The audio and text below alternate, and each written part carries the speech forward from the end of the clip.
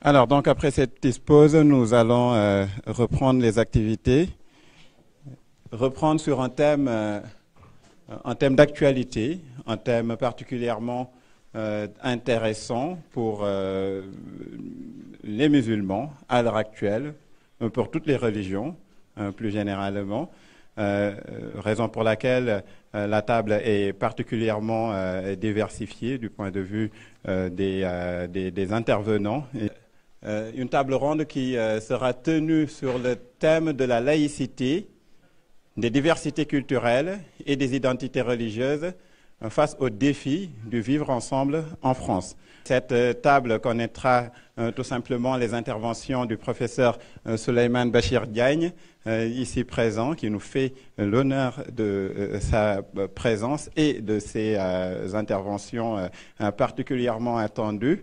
Nous avons également le professeur Murtala Mboup, ainsi que le représentant de la religion chrétienne qui est ici présent, le père Delorme, qu'on a l'honneur d'accueillir et qui nous fait également ce privilège, qui nous donne ce privilège de bien vouloir participer à ces discussions, ainsi que le vice-président de l'IFCM, donc de l'Institut français de civilisation musulmane, qui a bien voulu nous accueillir, mettre à disposition ces locaux, nous le remercions vivement. C'est donc sur la question de la laïcité, des diversités culturelles et des identités religieuses que les débats vont se poursuivre. Je pense que c'est un thème qui interpelle tout un chacun et nous allons sans tarder laisser la parole à Serigne Abdoul Aziz Mbacké qui assurera le rôle de modérateur dans le cadre de cette table ronde. Il sera modérateur participant et donc ce sera beaucoup plus simple. Je lui passe la parole directement. Je vous remercie.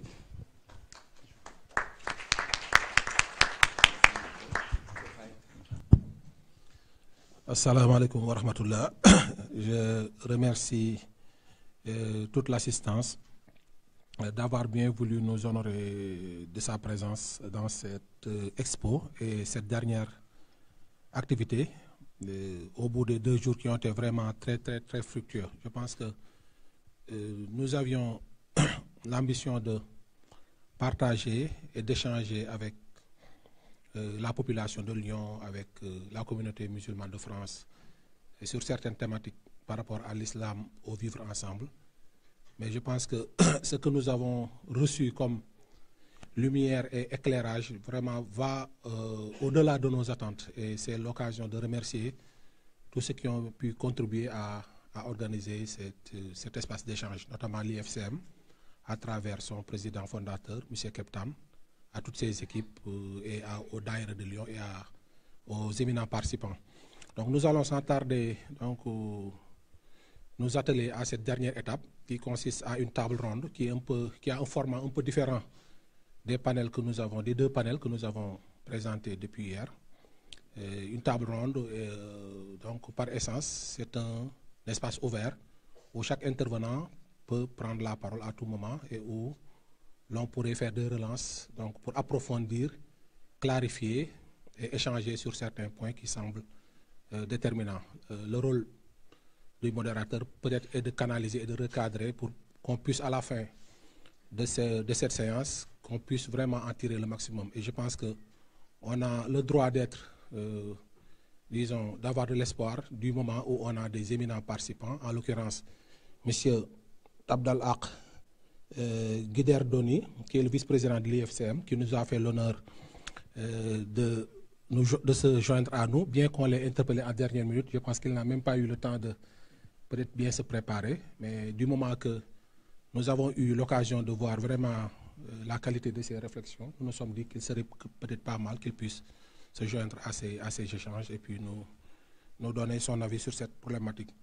C'est aussi le lieu de remercier le père de Lorme, qui est un élément de l'archidiocèse de Lyon et qui est aussi connu pour vraiment son œuvre sur le dialogue des religions, les échanges de civilisation. Je pense qu'il n'y a pas de lieu plus indiqué pour l'œuvre qu'il a entamée depuis des années et pour laquelle il est connu.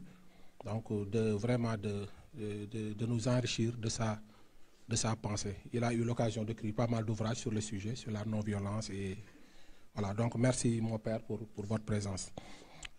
Donc, un autre intervenant, professeur Souleymane Bachir Diagne, que je pense qu'on ne présente plus, qui est un grand philosophe sénégalais, spécialiste de l'islam, qui est vraiment l'une des sommités intellectuelles même du Sénégal et je dirais même du monde, qui enseigne à l'Université Columbia de New York, qui est aussi par ailleurs le directeur de African Studies de Columbia, qui est aussi l'auteur d'ouvrages sur Iqbal, sur le soufisme, et qui nous a vraiment abreuvé hier de ses lumières sur les problématiques sur lesquelles nous avons eu l'occasion de discuter. Malgré son manque de temps, il a tenu à être à nos côtés et nous l'en remercions très vivement pour son humilité et pour son engagement. Professeur Mourtada Mboup, qui est aussi un spécialiste de l'éducation, qui a eu tout à l'heure à faire une brillante présentation sur la thématique du décrochage scolaire et de la problématique de l'éducation de façon générale au niveau de la communauté musulmane, qui est aussi un éminent membre du Daïra de Genève, un acteur aussi, donc très engagé donc, dans le progrès et les projets de la communauté. Jërëjëf Seigneur Mourtada pour la présence. Voilà, donc sans plus tarder, nous allons nous atteler à la table ronde dont la thématique, comme l'a si bien dit Serigne Fallou, que nous remercions au passage, s'intitule Laïcité, diversité culturelle et identité religieuse face aux défis du vivre ensemble en France. Le thème déjà est assez explosif, hein, à mon avis. Je ne sais pas comment vous l'appréhendez, parce qu'on a essayé vraiment de mettre pas mal de choses en même temps. Peut-être il reviendra aux éminents chercheurs de démêler cet écheveau-là qui n'est pas toujours évident. C'est quoi la laïcité? C'est quoi les identités religieuses ou culturelles? Qu'est-ce qui fait la différence? Quelles sont les limites qui ne sont pas toujours claires? Et comment comprendre les problèmes que ces différents concepts peuvent poser en France, notamment le défi du vivre ensemble qui, de plus en plus, s'est posé et risque de se poser dans l'avenir si vraiment une réflexion assez claire n'est pas menée à ce niveau. Donc, tous les jours, nous avons donc des réflexions, des prises de position sur les médias, sur même le champ politique par rapport à ces questions, donc qui cristallisent quelquefois même les positions. D'un côté, comme je l'ai dit, nous sommes entre le marteau et l'enclume des différents radicalismes, aussi bien au niveau d'une certaine vision assez quand même radicale, peut-être même dans l'imposition de l'islam dans l'espace public français, mais aussi de l'autre côté, une certaine lecture, quelquefois même biaisée ou même radicale de la laïcité qui peut aussi poser problème aux musulmans et aux autres communautés. Donc c'est le lieu donc de discuter de tout ça. Voilà, donc je vais poser la première question, peut-être à M. Guider Doni, pour peut-être qu'on commence par clarifier quand même ces notions de laïcité. Je pense que ce serait pas mal. Si vous pouvez nous rappeler de façon assez brève, c'est quoi la laïcité? C'est quoi son histoire en France? Donc vous avez la parole. Bonsoir à toutes et à tous. Merci. Alors j'ai la tâche redoutable d'expliquer ce qu'est la laïcité en quelques mots. Je ne pense pas qu'il y ait maintenant de consensus en France sur ce qu'est la laïcité, et c'est bien le problème. La laïcité, c'est un principe d'organisation de l'État, de neutralité de l'État vis-à-vis des cultes, fondé sur la fameuse loi de 1905, qui garantit le libre exercice des cultes et la liberté de conscience, hein, et qui dégage l'État de tout financement ou de toute reconnaissance des cultes. Alors ça valait évidemment à l'époque surtout pour l'Église catholique. Après, il y avait les protestants, les juifs qui étaient sur le territoire national, et la loi de 1905 n'a jamais été appliquée dans la partie musulmane de ce qu'était alors la France, c'est-à-dire l'Algérie, et pas davantage bien sûr dans les différents protectorats ou colonies de l'Empire français de l'époque. Et maintenant nous nous retrouvons avec ce principe d'organisation de l'État qui peine à s'adapter au monde du XXIe siècle, un monde où sont présents sur le sol national des personnes de différents horizons, de différentes confessions, avec beaucoup plus d'hétérogénéité qu'il y a 100 ans ou 150 ans quand on a commencé à débattre de ces questions-là.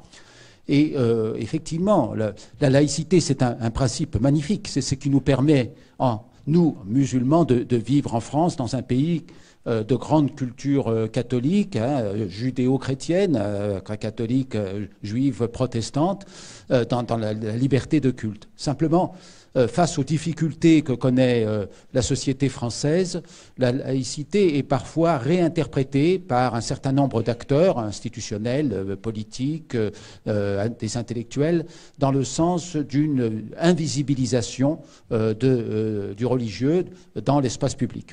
Et ce n'est pas ça la laïcité. La laïcité, c'est une loi de tolérance, une loi d'acceptation, une loi de respect de l'autre qui permet à chacun d'exercer son culte ou de ne pas exercer de culte en toute liberté.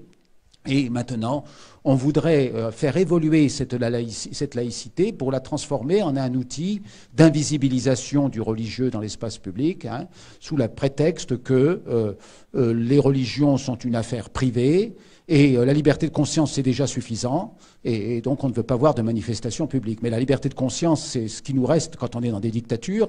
La France n'est pas une dictature, c'est une démocratie, donc on doit faire un peu plus que la liberté de conscience, et il faut assurer une certaine visibilité des cultes, respectueuse bien sûr de l'ordre public, comme c'est mentionné dans la loi. Donc il y a un grand débat actuellement sur cette question de la laïcité.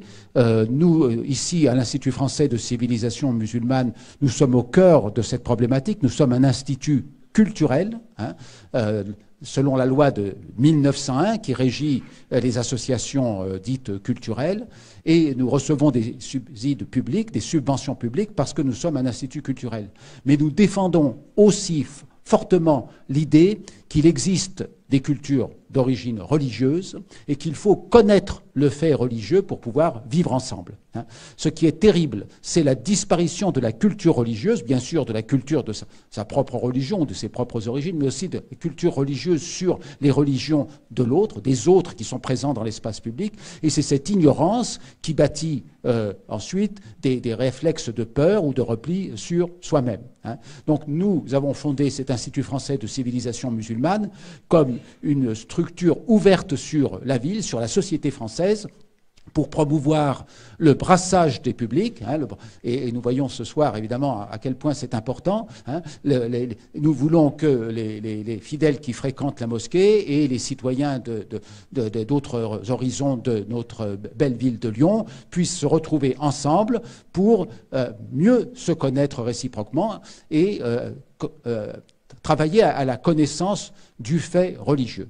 Se connaître les uns les autres, le ta'aruf auquel le Saint-Coran nous incite, c'est une obligation religieuse pour nous musulmans et musulmanes, mais c'est aussi un impératif social pour tous les Français qui doivent avoir connaissance du fait religieux. Alors c'est ce qu'on appelle un serpent de mer, quelque chose dont on parle toujours mais qu'on ne voit jamais. Il y a plus de 20 ans, il y a eu des rapports qui ont été faits sur la nécessité de promouvoir la connaissance du fait religieux à l'école. On a beaucoup parlé de l'école, et l'école est vraiment la base de la société française. Hein. S'il n'y a pas de formation, s'il n'y a pas d'instruction publique, il ne peut pas y avoir de démocratie, il ne peut pas y avoir de citoyenneté. Donc on a beaucoup parlé de la nécessité de connaître le fait religieux, de l'enseigner à l'école, pas de le promouvoir du point de vue confessionnel, mais de montrer les aspects culturels qui sont associés aux différentes religions, juives, chrétiennes, musulmanes, et ainsi de suite.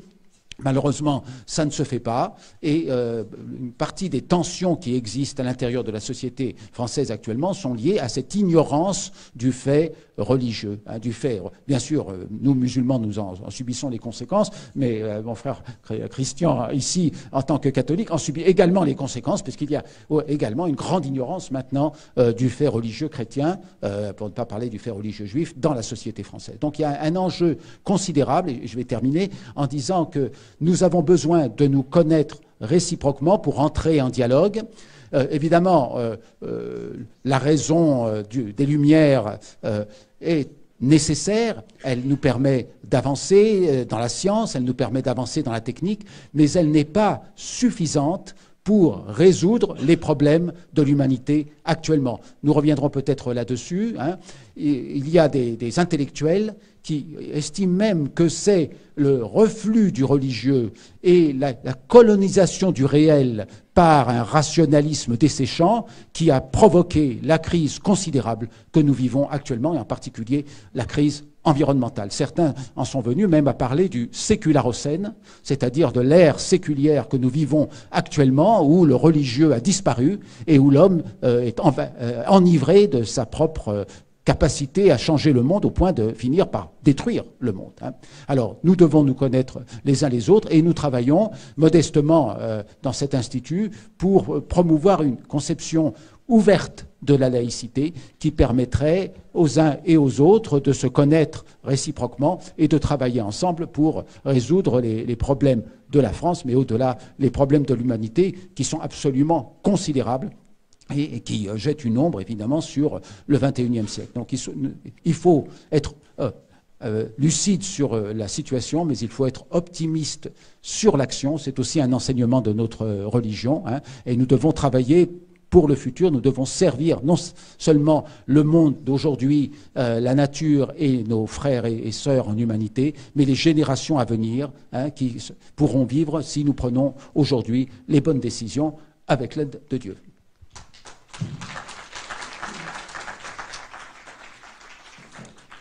Merci, M. Guéderdoni, de cette brillante introduction. Je pense qu'on ne pouvait pas rêver mieux, parce que vous avez quand même campé le débat en rappelant l'origine de la laïcité, notamment la loi de 1905, et peut-être c'est les dynamiques antécédentes qui peuvent être localisé donc, au niveau de la Déclaration universelle des droits de l'homme de 1789, les Lumières et toutes les péripéties de l'histoire de la France avec la République, si vous voulez. Donc c'est une histoire assez compliquée et assez voilà, mais qui montre quand même l'attachement de ce pays à ses valeurs qui ont quelque part fait son identité et auxquelles, à ces valeurs, toutes les communautés doivent maintenant avoir à composer, dans un sens ou dans un autre. Donc je pense que tout à l'heure, je vais vous relancer peut-être sur toujours cette notion de laïcité, en donnant d'abord la parole au père Delorme, qui a d'autres engagements tout à l'heure. Voilà, mais je pense qu'au niveau de la laïcité, peut-être qu'il y a un certain nombre de composantes qu'on ne clarifie pas souvent. Je pense en avoir identifié 3 qu'il faut quand même démêler ou bien distinguer. L'une des composantes, vous l'avez dit, c'est la liberté de conscience. Pour comprendre l'importance de cette notion de laïcité pour la France, il faut comprendre l'histoire des guerres de religion et certaines vraiment dynamiques meurtrières à laquelle cette loi ou bien ce principe a permis quand même de pallier. Si par exemple certaines minorités en France peuvent avoir le droit de s'exprimer, c'est quelque part grâce à cette notion. Donc, on se souvient de la Saint-Barthélemy et tout ce qui s'est passé en France, qui n'est pas toujours rose. Et c'est pourquoi cet attachement à la laïcité est quelque part perçu comme un bouclier ou une protection contre les minorités. Donc ça, c'est une dimension qui peut-être même s'accorderait, peut-être professeur Souleymane Bachir ou Seigneur Murtala pourrait y revenir, à la notion de la ikrah fi din, pas de contrainte en religion, qui quand même est importante en islam. La seconde composante, c'est la séparation de l'Église et de l'État. Qui se comprend si on se remémore l'histoire de France, donc les accointances, on pourrait dire, de la royauté ou bien avec l'Église, etc. Donc c'est une histoire quand même assez complexe, donc qui fait qu'à un moment donné, le peuple ou bien la dynamique républicaine a voulu qu'on sépare ces deux rats et que la religion n'ait plus un impact politique et qu'on puisse, voilà.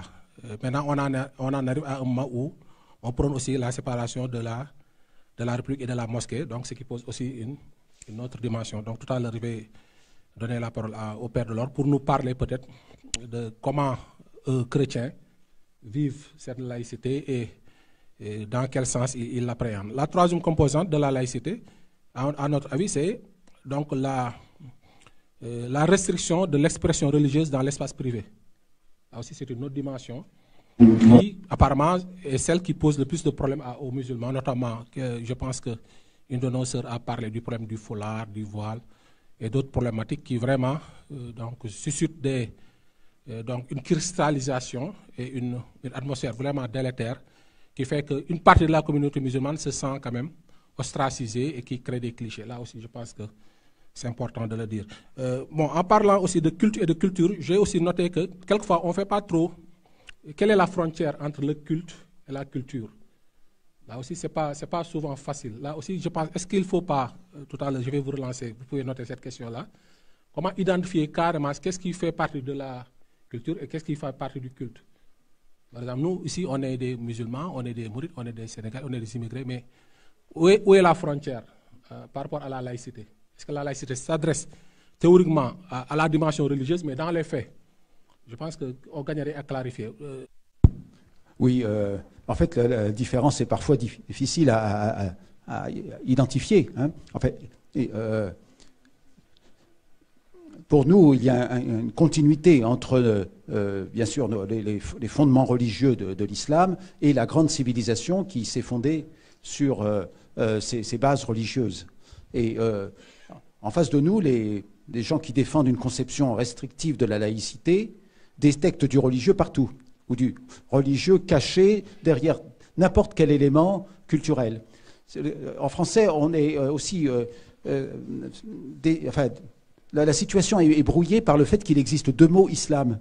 Il y a l'islam avec un i minuscule qui est la religion, et l'islam avec un i majuscule qui est la grande civilisation qui est apparue dans un contexte où l'islam, comme religion, était la religion des responsables politiques.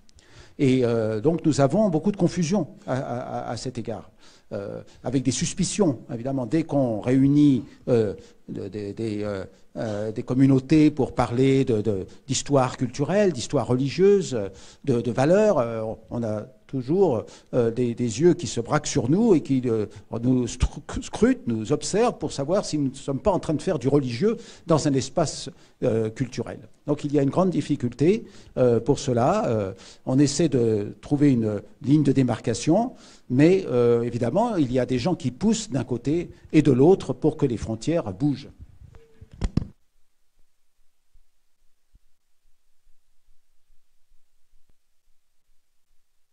Je vais revenir tout à l'heure par rapport à cette réflexion, parce que la question de fond qui va se poser à la fin, c'est, vous avez parlé de laïcité en tant que principe, mais est-ce que la laïcité est un principe ou une valeur? Là aussi, c'est une question sur laquelle nous allons revenir. Donc sans plus tarder, nous allons donner la parole au Père Delorme, comme je l'ai dit tout à l'heure, qui est un acteur vraiment de terrain, qui est vraiment très connu à Lyon pour son œuvre donc de dialogue. Donc Père Delorme, donc, si vous pouvez nous rappeler les rapports de la laïcité, parce que la laïcité est d'abord appliquée à l'Église et à son influence. Et quelles sont les évolutions et comment vous appréhendez cette question sur laquelle nous réfléchissons en ce moment? Merci. D'abord, je veux vous remercier tous de votre hospitalité. Je suis très, très, très heureux d'être ici avec vous. Personnellement, je connaissais l'histoire d'Amadou Bamba parce que c'est une grande figure de la non-violence. Mais je n'avais jamais regardé de près ce qu'il avait écrit, et depuis hier, je suis absolument émerveillé par ce que j'entends, par ce que je lis. Souvent aussi dans ma vie, je me suis dit, mais qu'est-ce que t'es pas à ta place et me retrouver au même panel que les éminents personnages qui sont ici, et tout particulièrement vous, monsieur le professeur Souleymane Béchir Ndiaye, que j'ai lu depuis longtemps, en particulier votre livre sur Mohamed Iqbal. Donc je me dis, mais qu'est-ce que je fais? Je devrais être au dernier rang là-bas.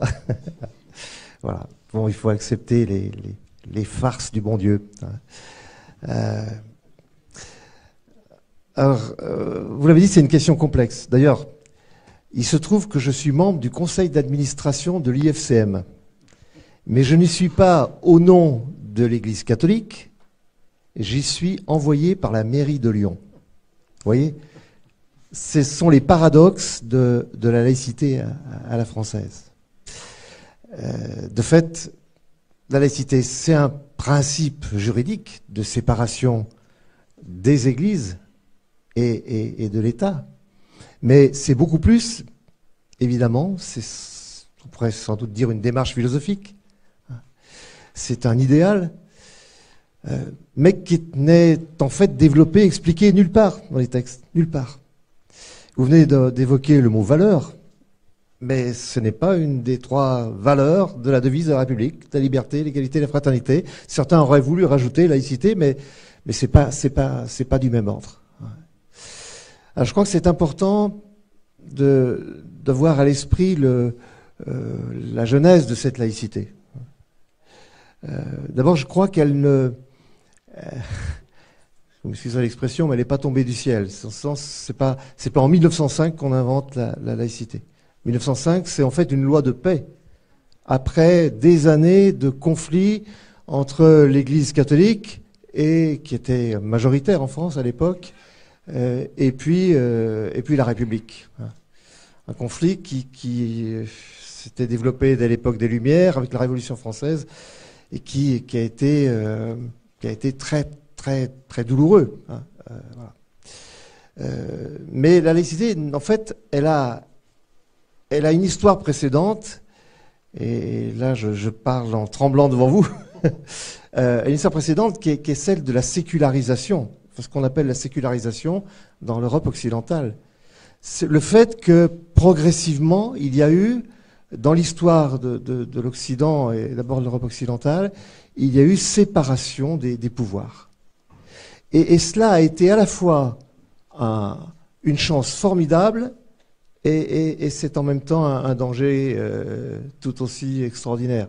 Une chance formidable, c'est que au moment de la Renaissance, eh bien, il y a des esprits lumineux, des gens comme Erasme par exemple, qui vont affirmer avec force, ou Michel-Ange, enfin tout ce grand mouvement de la Renaissance, qui vont affirmer avec force que il doit y avoir une liberté des penseurs, une liberté des artistes, une liberté des médecins, des astronomes, qu'ils ont le droit d'annoncer des choses, de produire des choses, des recherches, de les publier indépendamment de la pensée, de la doctrine de l'Église.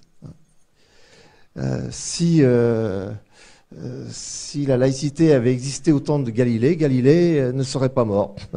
Voilà. Et donc cette sécularisation, cette séparation des pouvoirs, elle est une chance énorme et probablement que la prospérité de l'Europe occidentale, si elle ne s'est pas, faite là-dessus, elle s'est faite aussi sur l'esclavage, on le sait bien, sur le colonialisme plus tard. Mais et puis ces contrées sont plus riches que beaucoup d'autres contrées du monde. Mais n'empêche que une des raisons du dynamisme de la culture occidentale, du fait que l'Europe a pris possession du monde, illégitimement, mais a pris possession du monde, c'est sans doute lié en grande partie à cette séparation des pouvoirs.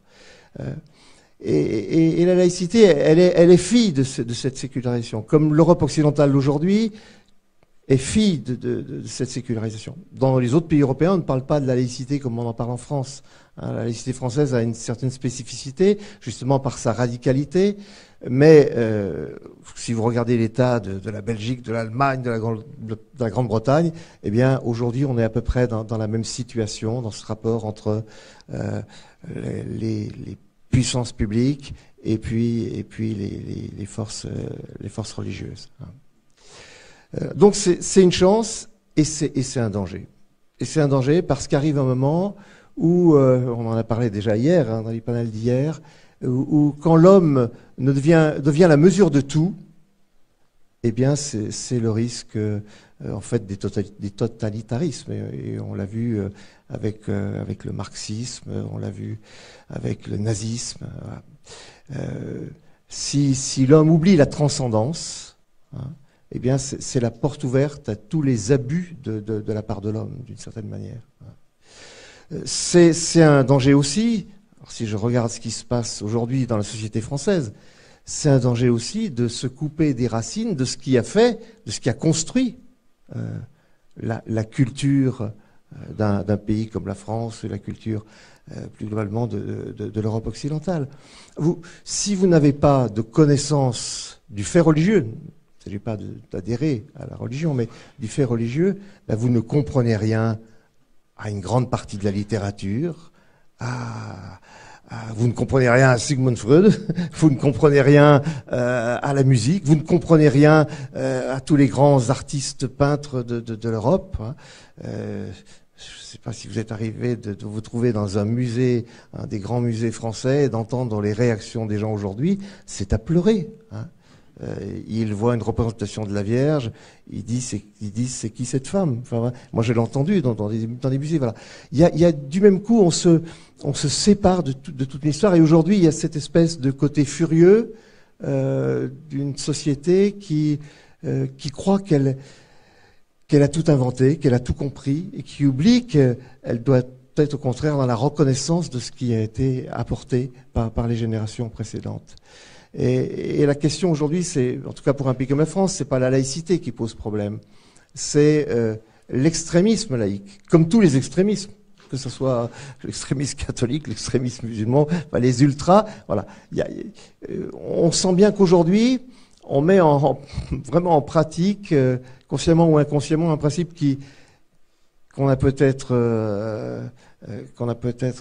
à mon âge, parce que vous êtes tout jeune, mais moi je suis un vieillard maintenant, hein, mais en mai 68, on disait du passé faisant table rase. On trouvait que c'était génial.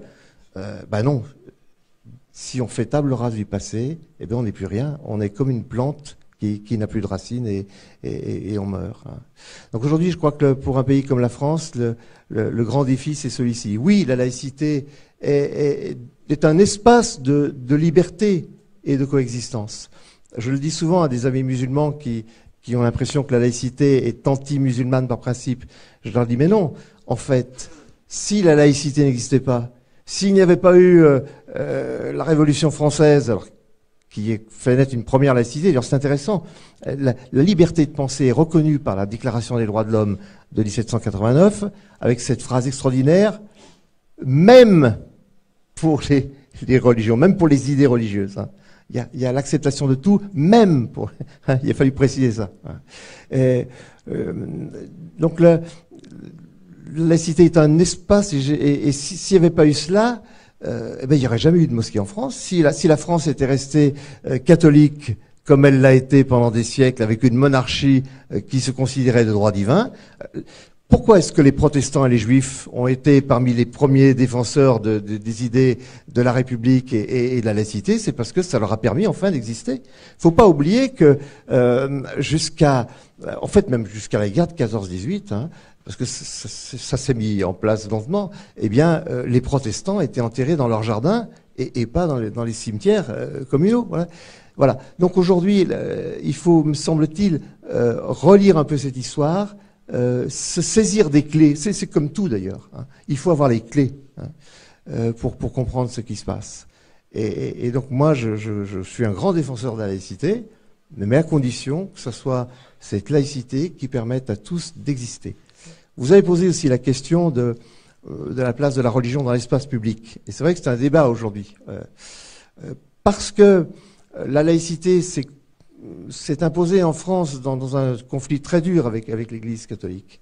Parce que l'Église, longtemps, n'a pas voulu de la laïcité. Elle n'a pas voulu non plus, et c'est important de le savoir, hein, et parfois les chrétiens sont surpris de ça, elle n'a pas voulu non plus des droits de l'homme, de déclaration des droits de l'homme. L'Église était contre. C'est depuis le Concile Vatican II, c'est tout récent, que l'Église catholique reconnaît officiellement la grandeur de la Déclaration universelle des droits de l'homme. Pourtant, il y a eu des chrétiens qui ont travaillé à celle-ci. Et c'est depuis le Concile Vatican II seulement que l'Église catholique reconnaît la liberté religieuse qui peut comprendre la liberté de changer de religion? Donc c'est assez neuf tout ça. Donc il faut avoir cela à l'esprit. Donc il faut qu'on met les clés de la laïcité et qu'on se méfie de ce qui deviendrait le contraire de l'esprit laïque du départ, qui a été encore une fois, en 1905, une loi de paix sociale qui a donné la paix à la France. Depuis, il n'y a plus de gros conflits Église-République. Mais aujourd'hui, le problème de la France, c'est le fait de parvenir à accorder l'égalité par rapport aux autres croyants, aux musulmans. Et là, c'est pas tellement l'histoire de la laïcité, à mon avis. C'est la mémoire de l'histoire coloniale. C'est la reproduction des réflexes coloniaux. Et là aussi, alors quand on dit ça, on paraît comme un afro-gauchiste ou je ne sais pas trop quoi, ou un anti-français. Non, il ne s'agit pas de juger. Les gens d'aujourd'hui ne sont pas responsables de la colonisation qui s'est passée au 19e ou 20e siècle. Mais nos schémas mentaux, y compris les miens en fait, nos schémas mentaux sont marqués par cette dévalorisation des autres, par cette dépréciation des autres, par la considération, plutôt la non-considération de la religion musulmane. Et c'est pour ça qu'il y a vraiment un grand combat à mener, un combat non violent. et ce combat, c'est ensemble qu'on le mènera. Et merci encore une fois à vous de donner à connaître et de vivre d'abord un islam de la fraternité, dont je crois personnellement qu'il est l'islam des origines.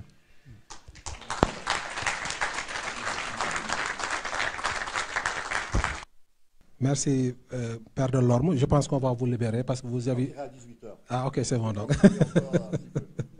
Ok, donc ça montre un peu l'intérêt sur quoi on est en train de...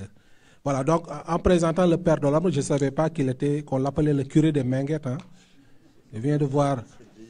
Voilà, donc, non, il faut qu'on dise ce que vous avez fait. Donc là, il nous a offert gracieusement des ouvrages qu'il a écrits. Là, il décrit la marche des Minguettes. Je pense que ceux qui sont plus âgés s'en souviennent. Lors des incidents violents de l'année 1983, meurtre raciste, conflit jeunes contre la police, émeute urbaine, Christian Delorme et quelques jeunes du quartier des Minguettes, Jamel Attala, Toumi Djadja, etc., ont l'idée d'organiser une grande marche pacifique à travers la France sur le modèle de celle conduite par Gandhi et par Martin Luther King. Ils partent à 17 de Marseille le 15 octobre 1983. Ils se retrouveront 100 000 à Paris le 3 décembre. Donc, on le surnomme le curé des Minguettes en raison de son engagement dans cette cité. Donc vraiment, nous vous rendons hommage pour... ça montre que, voilà, donc merci de nous... Voilà. Donc, je vais revenir à vous tout à l'heure, parce que ce que vous avez dit quand même a suscité à nous d'autres types de questions, notamment qu'est-ce qui explique cette radicalité que beaucoup de musulmans perçoivent, cette radicalité de la lecture de la laïcité en France. Parce que si on compare la France avec d'autres pays occidentaux, l'impression qu'on a, elle est fausse ou avérée, on peut y revenir, c'est que la France a une acception beaucoup plus radicale. Quand je dis la France, bon, je mets tout le monde dans le même sac, je sais que ce n'est pas la même chose, mais la perception, l'impression qu'ont beaucoup de musulmans, et même de non-musulmans dans le monde anglo-saxon et ailleurs, que vraiment la France a une lecture assez radicale de la laïcité. Qu'est-ce qui explique ça? Donc tout à l'heure, peut-être qu'avec M. Guerdoni et M. Delorme, vous allez nous donner des éléments de réponse. Donc je me tourne vers nos autres éminents intervenants, notamment le professeur Souleymane Bachir Diagne, que nous remercions encore au passage, qui est un spécialiste de l'islam et du soufisme, et même des études postcoloniales. Professeur, la question que j'ai envie de vous poser, c'est d'abord, peut-être vous pourrez rebondir sur des interpellations qu'ont suscité en vous les précédentes interventions. Quel est le rapport, tout à l'heure, Omar Ba a dit qu'il ne faut pas parler de l'islam de façon désincarnée, qu'il fallait parler des musulmans. Bon, mais je parle d'islam quand même. Comment l'islam appréhende cette laïcité-là? Est-ce qu'elle est intrinsèquement opposée au dogme islamique? Donc, comment comprendre les rapports que la communauté musulmane et l'islam de façon générale a avec cette laïcité à la française. Et pour rebondir sur ce qu'a dit le professeur Delonde, qui a son avis que cette question ne tient pas tellement à la religion musulmane, mais surtout à l'héritage colonial. Et vous êtes un spécialiste de ces post-colonialités. Quel est l'impact de cette post-colonialité dans la manière dont cette question laïque est posée aujourd'hui en France, surtout par rapport à la communauté musulmane? Merci infiniment. Et merci également d'avoir rappelé l'histoire autour de cette notion de curé des Minguettes que personnellement j'ai vécu. J'ai les cheveux assez blancs pour avoir vécu cela. Et ceci me donne l'occasion de dire mon admiration pour vous, Père Delorme. Ceci n'est pas une manière de vous renvoyer le compliment que vous m'avez fait tout à l'heure. Je dis véritablement l'émotion qui est la mienne et la joie qui est la mienne de me trouver en panel avec vous. Vous avez simplement inventé la signification politique du troisième terme du triptyque liberté, égalité, fraternité. Lorsqu'en 1983, à une période assez dure, c'était la période effectivement où à un moment donné les incidents racistes étaient tels que ça a donné par la suite le mouvement « Touche pas à mon pote » parce qu'il fallait cela, il fallait mettre en œuvre la fraternité, rappeler que nous avons une humanité en partage et que ce qui nous lie en tant qu'être humain, c'était le sentiment de fraternité. En organisant la marche que vous avez organisée, évidemment, elle s'appelait la marche pour la liberté, pour l'égalité. Et la raison pour laquelle je dis vous avez donné signification politique à la fraternité.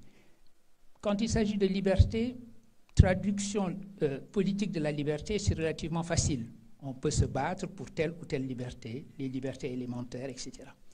Traduction politique de l'égalité, c'est également facile. Si, par exemple, pour le même emploi, une femme et un homme ont des salaires différents, ce qui arrive malheureusement la plupart du temps, on dit, alors on va se battre pour l'égalité.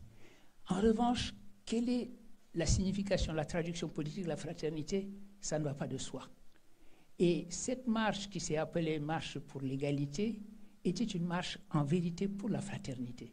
Et vous avez donné une signification politique à la fraternité, et ceci, à l'époque, m'avait beaucoup ému, et cela m'émeut encore aujourd'hui, où j'ai la chance et véritablement la bénédiction de me trouver à votre table. Je voulais vous dire mon admiration, et si vous me le permettez, mon affection. Et je garde précieusement les ouvrages que vous m'avez offerts, l'un sur la marche. Ah, là je crois que c'est Abdou Aziz, je crois que je vais pour la première fois te dire non. Pour la laïcité, et cela a été bien dit, il faut bien se rendre compte que la laïcité est ce que mon amie, la philosophe Barbara Cassin, appelle un intraduisible, au sens où c'est un terme typiquement particulièrement français. En général, pour indiquer les grands principes de séparation des églises et de la politique et de l'État, les grands principes de mise en œuvre de la liberté de conscience, d'organisation sociale du pluralisme, le terme qu'on utilise est celui du sécularisme. On ne dit pas trop sécularisme en français, ça ne passe pas. On préfère dire laïcité, mais dans toutes les autres langues, au fond, ce sont des variations du mot sécularisme. Saecula, c'est les siècles en latin, c'est le temps qui n'est pas le temps religieux, une temporalité non religieuse, etc. D'ailleurs, il y a eu une hésitation en langue arabe pour traduire laïcité. À un moment donné, lorsqu'il s'est agi de regarder le fait que cela invisibilisait la religion, on a dit, mais on va l'appeler l'adinia. L'adinia, ça veut dire pas de religion. Et en fait, et c'est seulement après que le mot de alamiya s'est imposé, alamiya qui est exactement la même reproduction que sécularisme, il s'agit encore alam, les mondes, le monde séculier et cette adoption. Donc il y a toujours cette hésitation. Et la laïcité est typiquement française parce qu'elle est une histoire particulière de la France. Vous l'avez rappelé tous les deux, le vice-président et vous-même, Père Delorme. C'est une histoire très troublée et très violente entre la République et l'Église catholique, avec une violence même symbolique, parce que juste après la Révolution française, à partir de 1793, il y a eu la volonté de mettre en place ces choses incroyables qui étaient une sorte d'église laïque. Le culte de la déesse Raison, en 1793, qui a culminé avec le culte de l'être suprême en 1794, ces manières de mimer l'Église contre l'Église elle-même, c'était une violence symbolique réelle. Et donc, il faut bien mesurer que c'était une histoire troublée et violente qui a opposé la République et l'Église catholique. Et après la Troisième République, c'est là que ça va se terminer par une victoire de la République. Il faut toujours se souvenir que la République, la Troisième République en France, n'a été établie que par une seule voix de majorité. C'était donc très difficile, et avec cette voix de majorité, on a abouti à la loi de 1905 qui consacrait la victoire définitive de la République contre le catholicisme, contre l'Église catholique. Et c'est parce que cette histoire-là est très particulière qu'elle n'est pas universalisable. Le principe qui est derrière la laïcité, la valeur qui est derrière la laïcité, on peut dire d'elle que ce sont des valeurs universelles et universalisables. Mais l'histoire de la laïcité française est une histoire particulière. Et lorsque, par exemple, la France dit qu'elle a une conception universelle de la laïcité qui n'est pas la conception allemande, qui n'est pas la conception américaine, qui n'est pas la conception hollandaise, qui n'est même pas la conception sénégalaise, quoique nous ayons été une colonie française, ben c'est tout à fait normal, parce que ces autres pays n'ont pas eu la même histoire qu'elle. Vous ne pouvez pas avoir un principe qui découle de votre propre histoire particulière et penser que votre particularisme peut devenir facilement universel. Et ça, c'est important, parce que ça nous permet de comprendre que la laïcité allemande, par exemple, pour parler juste d'un pays voisin, n'est pas la laïcité française. En Allemagne, l'État peut collectionner les impôts de tout le monde et ristourner ces impôts aux différentes communautés religieuses pour que précisément ces différentes communautés religieuses dépensent cet argent au bénéfice des croyants de leurs différentes dénominations. En France, ça n'est pas imaginable. Quand il faut essayer de mettre des ressources publiques derrière quelque chose de religieux, il faut passer par toutes sortes de contorsions, etc. En 1926, quand il a été décidé de remercier les musulmans qui avaient versé leur sang pour la France, et Dieu sait s'il les avait versés dans les tranchées, parce que ces guerres étaient véritablement une guerre de chair à canon. On a décidé que le meilleur mausolée possible pour les musulmans, c'était de leur donner une mosquée. C'était très compliqué de créer la mosquée de Paris. Parce que comment allez-vous faire avec la loi 1905 pour mettre des ressources publiques sur une mosquée? Donc vous cherchez toutes sortes de détours, et je pense que cette histoire s'est répétée d'ailleurs pour la mosquée où nous sommes aujourd'hui, la mosquée de Lyon. Alors que dans les autres pays qui ont également mis en place ces principes de séparation des églises et des États, qui ont mis en place aussi ces principes de liberté de conscience, les choses sont plus faciles. Une question a été posée dans le panel précédent et on avait renvoyé notre sœur ou notre fille qui avait posé cette question à cette table ronde-ci. Je prends l'exemple du pays où je vis, les États-Unis, où un maire, le maire de ma ville, le maire de New York, l'ancien maire, pas celui-ci, pas l'actuel maire, mais celui qui l'a précédé, Bill de Blasio. Bill de Blasio dit « Il y a une communauté importante musulmane dans ma ville. C'est la deuxième religion dans ma ville. Ces musulmans n'ont aucune de leurs fêtes religieuses représentées dans les différentes fêtes que nous avons. Il y a une fête importante pour eux, c'est la fête de la rupture du jeûne. Je voudrais que cette fête maintenant soit fêtée. » Et la décision a pu être prise. L'Eid al-Fitr est fêté à New York. Mes enfants, pour la Korité, sont en vacances. Enfin, maintenant, ils sont grands, donc je ne m'en occupe plus. Faites la Korité. Surtout, en plus, on ajoute, les écoles décident, maintenant que ce jour est férié, c'est l'occasion d'apprendre sur la religion musulmane. Parce que non seulement ils vont avoir un jour férié, mais les enfants vont poser la question, qu'est-ce que c'est que ce jour férié? Qu'est-ce qu'on fête? On va leur expliquer. Vos camarades qui sont ici, pas eux parce qu'ils sont trop jeunes peut-être, mais leurs parents jeunes pendant un mois, et on leur explique la religion. Et ça c'est important, vous l'avez dit, Père Delorme, ne pas connaître le fait religieux, ce n'est pas simplement ne pas connaître la religion, c'est aussi se couper de sa propre culture. Les arts ne nous sont plus lisibles, la musique ne nous est plus lisible, un requiem, on ne sait plus ce que c'est, etc., etc. On ne reconnaît même plus Moïse sur un tableau, on voit quelqu'un avec des cornes, on ne comprend pas pourquoi il a des cornes, et en fait, on ne sait pas qui est Moïse. Et considérer que l'enseignement du fait religieux, c'est un enseignement qui nous relie avec le patrimoine humain qui est le nôtre, c'est très important. Et la spiritualité également qui est la nôtre. Si nous n'avons pas ce sens de la transcendance, nous perdons d'une certaine manière jusqu'au sentiment de la mission qui nous incombe en tant qu'être humain, de réaliser notre humanité d'une part, et deuxièmement, d'humaniser notre terre de l'autre. Il est dit dans le Coran, vous parliez tout à l'heure, Père Delorme, de la manière dont l'absence de transcendance justifie aussi que nous soyons dans une situation où nous sommes en train de détruire notre planète. Au nom de quoi? Pourquoi est-ce que l'absence de spiritualité explique cela? L'humain aujourd'hui, et ceci est un phénomène nouveau, radicalement nouveau dans l'histoire non seulement de l'humanité mais de la Terre. Pour la première fois, l'humanité est devenue une force géologique. C'est cela la signification de l'Anthropocène. Ça n'était pas le cas jusqu'à une époque récente. Nous sommes devenus une force géologique, ça veut dire qu'en tant qu'espèce, nous avons la possibilité de détruire notre habitat et de nous détruire ainsi nous-mêmes. Ça n'avait jamais été le cas depuis des millions d'années, depuis le Big Bang jusqu'à maintenant. Maintenant, c'est un fait réel. L'espèce humaine est en mesure de s'autodétruire et détruire son habitat parce que nous sommes désormais une force géologique. Et ceci nous impose de revenir sur nous-mêmes, de nous interroger sur la signification de notre humanité et de nous rendre compte que de nous être coupés de tout sentiment de transcendance, de nous être coupés de toute spiritualité, nous met dans la situation de ceux que le Coran décrit en disant que ce sont des gens qui croient simplement au temps, dahr.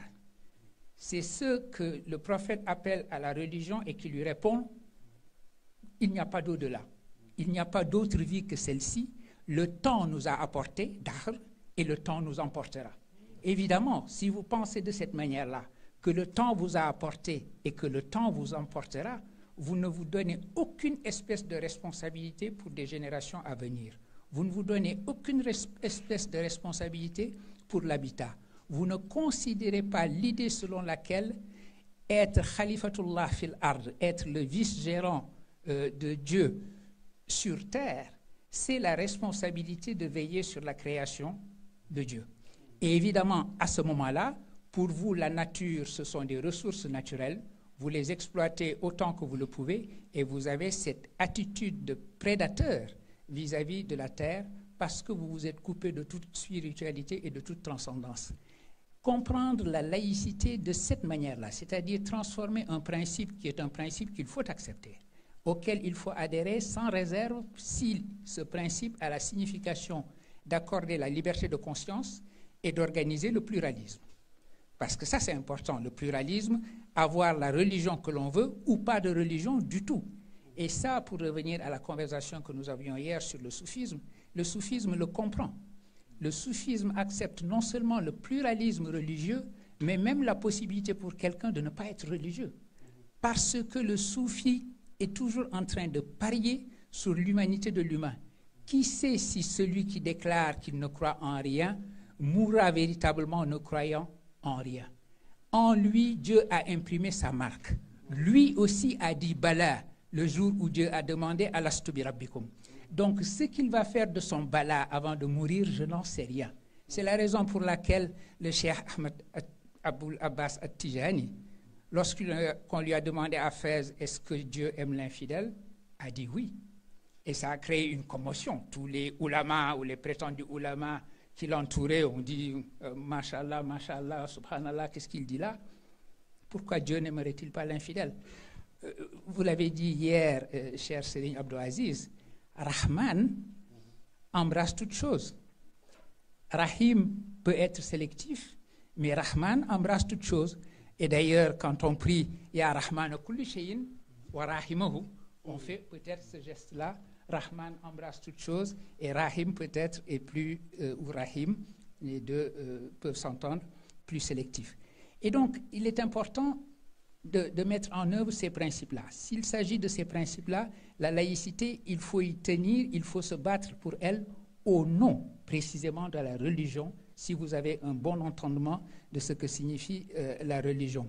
En revanche, le laïcisme comme une espèce de nouvelle religion qui s'est exprimée dans ce culte de la déesse raison ou qui s'est exprimée dans le culte de l'être suprême, ça c'est autre chose. Le laïcisme peut avoir le même fanatisme que la religion, interdire par exemple, se mettre à la poursuite de la manière dont les gens s'habillent, ce qui vous oblige d'ailleurs à être en train de légiférer tout le temps. La législation court toujours derrière les habillements. On invente les femmes qui voudraient pouvoir aller à la plage sans découvrir leur corps.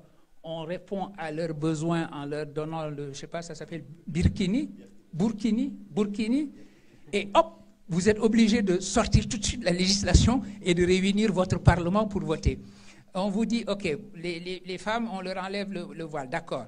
Elles vont peut-être, par modestie, mettre des jupes longues, vous dites c'est trop long. Il faut maintenant peut-être légiférer encore, quoi? Vous voulez qu'on les mette en jupe courte? Si vous allez dans cette direction-là de laïcisme, vous êtes condamné à vous mettre à légiférer tout le temps, à produire des lois, etc.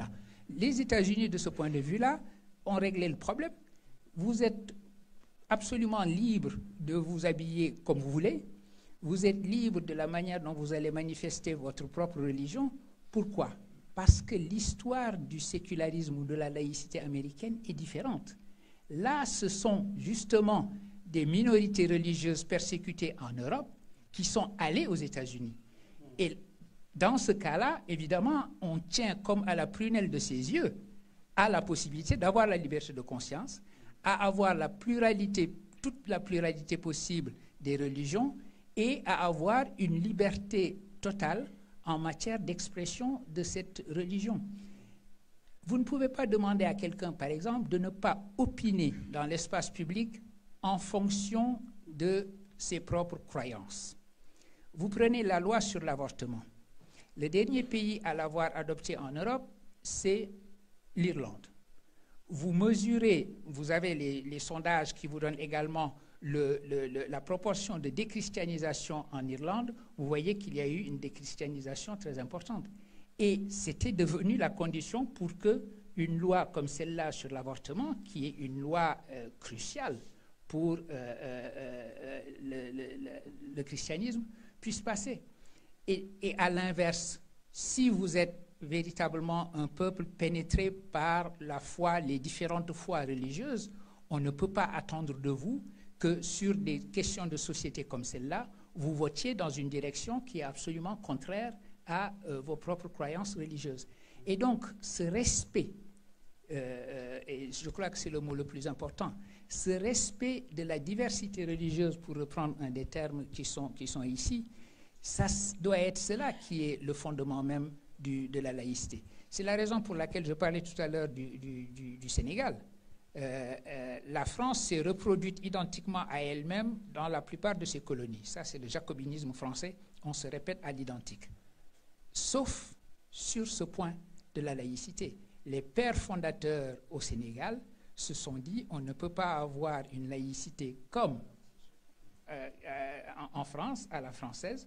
Nous acceptons tous les principes, liberté de conscience, organisation du pluralisme, neutralité de l'État, qui fait que si l'État estime qu'il lui faut porter assistance à ses citoyens dans ce qui fait leur épanouissement religieux, il faut que l'État s'occupe du Magal de Touba.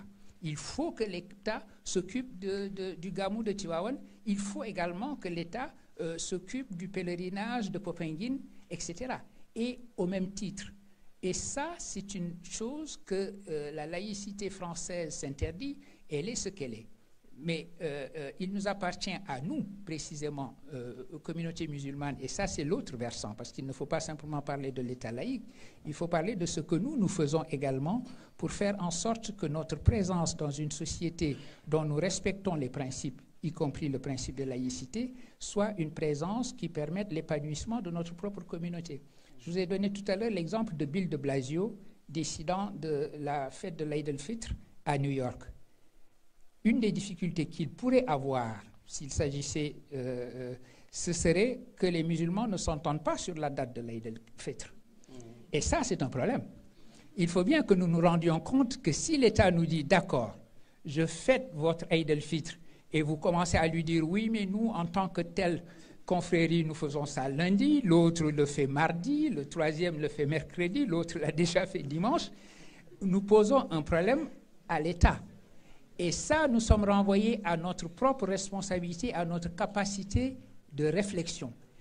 Nous constituer en communauté, une communauté rationnelle, qui se dit il est possible que nous nous entendions quand même sur une chose aussi simple que quand commence un mois déterminé. Il y a des tas de manières de savoir que le mois a commencé. Nous sommes arrivés à un point où nous donnons l'impression que nous jeûnons pour la lune et pas pour Dieu. Parce que si nous séparons les deux choses, l'obligation qui nous est faite, c'est de jeûner le mois de Ramadan. Et ensuite seulement, on nous dit, vous jeûnez le mois de Ramadan. Et ensuite, on nous dit, je vais vous donner des indications pour reconnaître ce mois. Regardez si vous voyez la lune, sinon, voici les témoignages, etc. Mais si nous séparons les deux, il est certain qu'aujourd'hui, nous avons les moyens de savoir si le mois de Ramadan a commencé ou pas. Et vous voulez que, sachant cela, si je crois en la science, je sais exactement quand a commencé le mois de Ramadan. Et alors, je vais attendre maintenant que quelqu'un me dise « commence à jeûner », ça veut dire que je vais aller contre ce que je sais être le début du mois de Ramadan parce qu'on me donne une interprétation littéraliste qui dit « oui, mais Abu Huraira a dit que la lune, etc. etc. » Abu Huraira a dit des choses très vraies et très justes, il les a dites en son temps. Il n'était pas en mesure de savoir avec exactitude quand avait commencé le mois de Ramadan. Moi, je le sais. Est-ce que nous ne pouvons pas nous entendre sur cette base-là? Et ça, c'est une question qui nous est à nous poser. Ça veut dire donc que toute la rationalité qu'il y a derrière l'organisation de la société avec la laïcité en question, il nous incombe aussi à nous de remplir la responsabilité qui a toujours été celle de l'islam et qui a toujours été même celle des premières générations, nous organiser en communauté, sortir de nos tribalismes pour créer véritablement une communauté. L'islam est sur le plan social une religion qui est venue pour détruire la loi tribale et la remplacer par la loi de la Oumma. Il nous incombe de créer une Oumma et à ce moment-là, nous habiterons la laïcité selon nos propres termes et nous ne nous laisserons pas imposer la laïcité.